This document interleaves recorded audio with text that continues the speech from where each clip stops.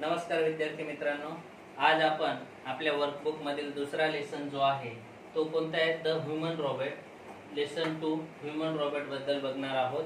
जे वर्कबुक मध्ये दिलेले आहे ते आज आपण काय काय दिलेले ते बघूया. तर प्रथम सूचना जशी ॲज इट इज मी मागच्या वेळेस पण तुम्हाला सांगितलेले आहे की प्रथम सूचनेत काय आहे की तुम्हाला पॅसेज दिलेले आहेत आणि त्या पॅसेजच्या प्रश्नांची उत्तरं तुम्हाला पॅसेज मधून शोधून लिहायची आणि मला 100% गॅरंटी आहे की तुम्ही ते प्रश्न शोधून इझिली लिहू शकतात वर्कबुक मध्ये सुद्धा आणि एक्झाम मध्ये सुद्धा. तर पुढे जे काही प्रॉब्लेम्स आहेत तुम्हाला ते आपण सॉल्व करण्याचे प्रयत्न करूया. दुसरी सूचना म्हटलेली राईट ट्रू और फॉल्स, म्हणजे दिलेल्या प्रश्नांचे खरे खोटे चूक की बरोबर करायचं आहे. मी प्रश्न लिहिले नाही, डायरेक्ट उत्तर लिहिलेले आहेत. प्रश्न मी वाचून त्याचं एक्सप्लेनेशन करून देतो. ठीक आहे, तर बघूया. पहिला प्रश्न काय आहे. First question is Prem Chopra wanted to purchase a computer. आता मला सांगा, प्रेम चोपडा कॅम्प्युटर घ्यायला गेलेला होता का? नाही. तर प्रेम चोपडा काय घ्यायला गेलेला होता? रॉबोट घ्यायला गेला होता. म्हणून हे जे आहे हे काय आहे? फॉल्स आहे. पहिला प्रश्नाचं उत्तर काय आहे? फॉल्स. दुसरा प्रश्न बघूया. The robot's name was Ramsingh 070. तर रॉबर्टचं नाम रामसिंग 070 होतं. तर अगदी बरोबर, रॉबर्टचं नाव काय होतं? रामसिंग 070. तर दुसरा क्वेश्चन जो आहे तो काय आहे? ट्रू आहे. ओके, थर्ड क्वेश्चन कडे वळूया. The robot will never obey his master. ओबेचा अर्थ तुम्हाला माहिती पाहिजे, आज्ञाकारी. तर रॉबोट हा आज्ञाकारी नव्हता का? नाही. तर रॉबोट हा आज्ञाकारी होता. म्हणून या ठिकाणी उत्तर येतो फॉल्स. चौथा क्वेश्चन बघूया. The robot will not harm humans. तर रॉबोट जो आहे तो मानव जातीला इजा पोचवत नव्हता. तर ही खरी गोष्ट आहे. म्हणून या ठिकाणी उत्तर येतं आपलं ट्रू. पाचवा क्वेश्चन बघूया. Prem Chopra use the robot for stealing things. Prem Chopra त्या रॉबोटला चोरी करण्यासाठी उपयोगात आणत होता का? तर स्टेलिंग म्हणजे काय? चोरी करणे, वस्तू चोरवण्यासाठी उपयोगात आणत होता का? तर हो, हे अगदी बरोबर आहे. म्हणून पाचव्याचे उत्तर काय आहे? ट्रू आहे. पुढे सहावा प्रश्न काय विचारला गेलाय की Prem Chopra was arrested as he was caught stealing. मला सांगा, प्रेम चोपड्याला चोरी करताना पकडलं गेलं होतं का? नाही. कोणाला पकडलं गेलं? रॉबोटला. म्हणून सहावा प्रश्न इथं काय आहे? फॉल्स आहे. रॉबोटला पकडलं गेलं होतं, प्रेम चोपड्याला पकडलं गेलं नव्हतं. सातवा प्रश्न आहे. All the stolen article were recovered from Prem Chopra. जे काही चोरी गेलेल्या वस्तू होत्या, दागिने होते, हे प्रेम चोपडाकडे होते का? नाही. तर हे कोणाकडे होते? रॉबोटच्या स्टोमेज मध्ये जी एक जागा होती लपवण्यासाठी, त्याच्यामध्ये ठेवलेले होते. म्हणून सातवा क्वेश्चन काय आहे? फॉल्स. आठवा क्वेश्चन काय आहे बघा.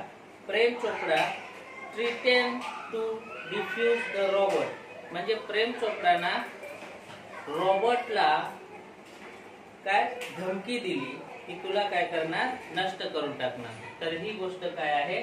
खरी आहे. म्हणून हा प्रश्न जो आहे तो काय होतो? ट्रू होतो. पुढे नववा क्वेश्चन आपण बघूया. Ramsingh 070 choose to break a part rather than tell a lie. Ramsingh 070 हा एवढा प्रामाणिक होता की त्याला तोडलं तरी चालेल, पण तो लाय म्हणजे खोटं बोलणार नाही. म्हणून हे काय आहे? ट्रू आहे. तर अशा पद्धतीने आपण ट्रू और फॉल्स याचे बघितले. नक्कीच तुम्हाला समजले असतील, जर कमेंट्स मध्ये सांगू शकता. तर विद्यार्थी मित्रांनो, आपण आता दुसरी सूचना पूर्ण केलेली आहे. पुढची सूचना, तिसरी सूचना आहे ती काय आहे ते आपण बघूया. तर तिसऱ्या सूचनेत म्हटलेले आहे fill in the blanks selecting the correct word from the bracket. म्हणजे ब्रॅकेट मध्ये दिलेल्या योग्य शब्दाचा उपयोग करून रिकाम्या जागा भरा. आता त्या रिकाम्या जागा भरण्यासाठी आपल्याला पहिले ब्रॅकेटमध्ये जे शब्द दिलेले आहेत त्यांचे मीनिंग माहिती असणे गरजेचं आहे आणि त्यांचे मीनिंग माहिती असण्यासाठी मी तुम्हाला इथं मराठीमध्ये सुद्धा लिहून देतोय की कदाचित कोणत्या ह्याच ठिकाणी नाही तर दुसऱ्या पॅसेज मध्ये जरी तुम्हाला ह्या शब्दांचा उपयोग करता आला तर योग्य रीतीने करता आला पाहिजे. म्हणून आपण बघूया की रिस्पॉन्डेडचा अर्थ काय होतो? प्रतिसाद देणे. पॉजचा अर्थ काय होतो? विराम देणे. एक्सप्लेनिंगचा अर्थ काय होतं? समजावून सांगणे. आणि कंटिन्यूचा अर्थ काय होतो? चालू. तर अशा पद्धतीने आपण ह्या चारही शब्दांचे अर्थ समजून घेतलेले आहेत. तर आपण आता बघूया की ह्या पॅसेज मध्ये हे चारही शब्द कोणत्या ठिकाणी योग्य क्रमाने आपल्याला लावता येतील. तर पहिलं वाक्य आपण वाचूया. The teacher was dash the meaning of the poem. आता बघा टीचर काय करत असेल? एका कवितेचे अर्थ किंवा मीनिंग समजावून सांगत आहे. म्हणून काय समजावून सांगणे म्हणजे काय? एक्सप्लेनिंग. तर ह्या ठिकाणी पहिल्या रिकाम्या जागेचं उत्तर काय येतं? एक्सप्लेनिंग. ओके. आता दुसरं वाक्य वाचूया. शी paused for some time and asked the children. मग दुसऱ्या ठिकाणी दुसऱ्या रिकाम्या जागेत काय उत्तर येतं? pause.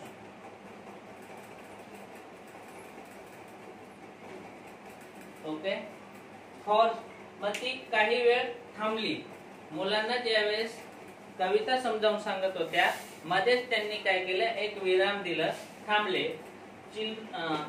And asked the children आणि त्यांनी मुलांना विचारलं if they had understood the poem. जर तुम्हाला कविता समजत असेल किंवा समजते का? तर the children responded.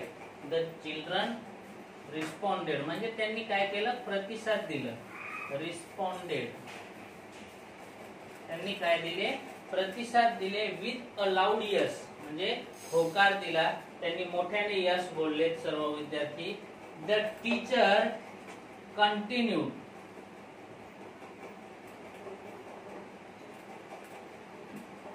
With her explanation आणि मुलांचा प्रतिसाद ऐकल्यानंतर टीचर्सने ते पुढे सतत चालू ठेवलं शिकवायचं.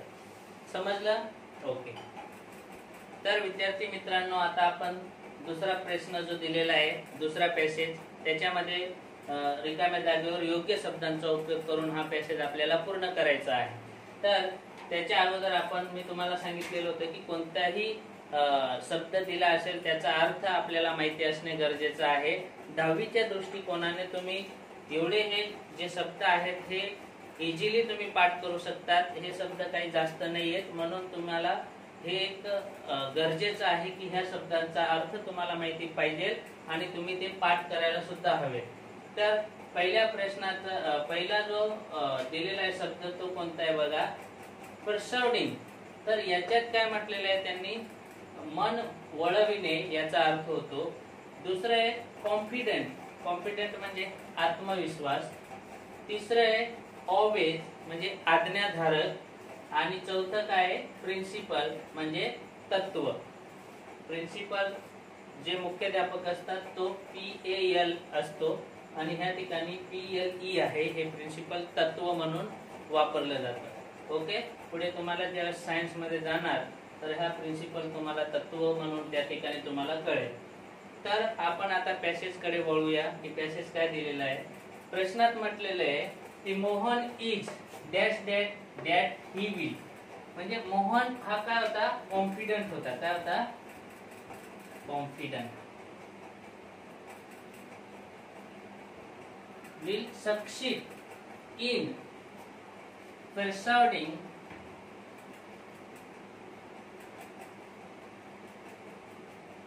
his father to allow him to go for the picnic. म्हणजे मोहन पूर्णपणे आत्मविश्वास होता मोहनला की तो पिकनिकला जाण्यासाठी त्याच्या वडिलांचं मन काय करू शकतो? वळवू शकतो. अशा पद्धतीने ह्या ठिकाणी आपण एवढं उत्तर आपण दोन उत्तर लिहिले. पुढे बघूया. His father is a man of principle. त्याचे वडील जे आहेत ते काय आहे? मानणारे व्यक्ती आहेत ते प्रत्येक गोष्टीला तत्वद्वारे सॉल्व्ह करत असतात. म्हणून and Mohan always obeys. Mohan हा काय होता, नेहमी त्यांची आज्ञा पाळणारा मुलगा होता. म्हणून आपण बघतो की त्याच्या वडिलांनी जर त्याला नाही सांगितलं की तुला पिकनिकला जायचं नाही, तर तो नक्कीच जाणार नाही, एवढा आज्ञाधारी होता. पण त्याला पूर्णपणे काय होतं, आत्मविश्वास होता की मी त्यांचं मन जो आहे तो काय करू शकतो, वळवू शकतो. नक्कीच तुम्हाला समजलं असेल. तर आता आपण तिसऱ्या सूचनेकडे वळूया. तिसरा क्वेश्चन कोणता आहे, तर तिसऱ्या प्रश्नामध्ये जे आपल्याला 4 शब्द दिलेले आहेत ते कोणते आहेत ते बघूया. सॅटिस्फाईड म्हणजे समाधानी, ऑब्वियस म्हणजे स्पष्ट, थ्रेट म्हणजे धोका, अँझायटी म्हणजे चिंता. आता ह्या शब्दांना ह्या आपल्या पॅसेज मध्ये कोणत्या ठिकाणी येतात ते आपण बघूया. तर सर्वात अगोदर बघा, there are many parents who are never satisfied. पहिल्या रिकाम्या जागेत काय येणार, satisfied with their children's performance. असे बरेचसे पालक असतात की जे आपल्या मुलांच्या परफॉर्मन्सवर, प्रगतीवर जास्त समाधानी नसतात. ॲज युजल तुमचे पण कोणाचे तरी पेरेंट्स असतीलच तसे. तर पुढे बघूया काय आहे, with their children's performance hence it is obvious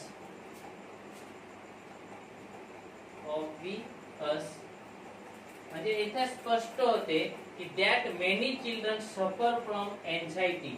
म्हणून स्पष्ट होते की ह्या कारणामुळे बरेचसे विद्यार्थी जे आहे ते चिंताग्रस्त असतात. बरेचसे पालक विद्यार्थ्यांच्या प्रगतीवर सॅटिस्फाईड नसतात. याच्यावरून स्पष्ट झालेले आहे की जर पॅरेंट्सच त्यांच्यावर समाधानी नाही तर विद्यार्थ्यांना अतिरिक्त दबाव येतो आणि ह्याच्यामुळे त्यांच्या चिंतेमध्ये वाढ होतो आणि म्हणून ते डिप्रेशनचे शिकार होतात, डिप्रेशन मध्ये जातात. Today stress is a big threat to the health of children. आणि हे आजचा जो स्ट्रेस आहे, आजचा जो दबाव आहे तो विद्यार्थ्यांच्या आरोग्यावर खूप मोठा धोका आहे. अशा पद्धतीचा हा पॅसेज आपल्याला दिलेला आहे. पुन्हा एकदा तुम्ही बघून घ्या व्यवस्थित आणि अशा पद्धतीने तुम्हाला हे नक्कीच समजलं असेल. तर आता आपण चौथ्या प्रश्नाकडे वळूया. चौथ्या प्रश्नात कोणते 4 शब्द दिलेले आहेत त्यांचे अर्थ आपण समजून घेऊया. तर ब्रिलियंट, ब्रिलियंट म्हणजे हुशार, ट्रेमेंडियस म्हणजे प्रचंड, खूप सारं त्याच्याकडे शक्ती असणे, ट्रेमेंडियस पॉवर ज्याला म्हणतो आपण. अँड इफिशियंट म्हणजे कार्यक्षम असणे, कोणत्याही कामामध्ये आपण मागे न पडता ते कार्य पूर्ण करण्याची क्षमता ज्याच्याकडे असते त्याला कार्यक्षम असे म्हणतात. डेमॉन्स्ट्रेटेड म्हणजे काय की प्रात्यक्षिक, प्रयोग, आपण डायरेक्ट प्रात्यक्षिक करून दाखवणे कोणत्याही गोष्टीचं, त्याला डेमॉन्स्ट्रेटेड म्हणतात. बघूया आता ह्या 4ही शब्दांचा आपण कोणत्या ठिकाणी योग्य क्रमाने लावू शकतो. हर्ष इज अँड काय आहे, इफिशियंट. पहिल्या याच्यात काय ना, इफिशियंट. एम्प्लॉय, एम्प्लॉय म्हणजे काय, कर्मचारी. हर्ष एक कार्यक्षम कर्मचारी आहे. He is a brilliant young man. Brilliant, brilliant म्हणजे काय, हुशार तरुण मुलगा, तरुण व्यक्ती आहे. ओके. पुढे he has obtain demonstrated his skill. Demonstrated म्हणजे काय, प्रत्येक वेळेस तो त्याच्या स्किल्सचा, डेमॉन्स्ट्रेटेड स्किल्स जो आहे तो प्रात्यक्षिक दाखवायला, त्याच्यामध्ये किती ताकद आहे, काय आहे, तो त्याच्यामध्ये काय काय कार्य करण्याची क्षमता आहे, त्या सर्व स्किल दाखवण्यासाठी तो नेहमी काय असतो, तयार असतो. He is a man with काय आहे, ट्रेमेंडियस कॉन्फिडन्स. त्याला खूप सारं आत्मविश्वास, प्रचंड आत्मविश्वास आहे. ट्रेमेंडियस अशा पद्धतीचा हा जो पॅसेज आहे, या पॅसेजचे उत्तर आपण लिहायचे आहेत. तुम्हाला नक्कीच समजलं असेल. जर तुम्हाला जो काही आपला आजचा जो वर्कबुकचा अभ्यास बाकी आहे, जे काही आपल्याला लिहायचे ते आपण आता पुढच्या पार्ट मध्ये ते व्हिडिओ बनवून मी तुम्हाला पाठवणार. ओके, समजलं असेल तर लाईक, शेअर, कमेंट्स करायला विसरू नका. Good day, good bye.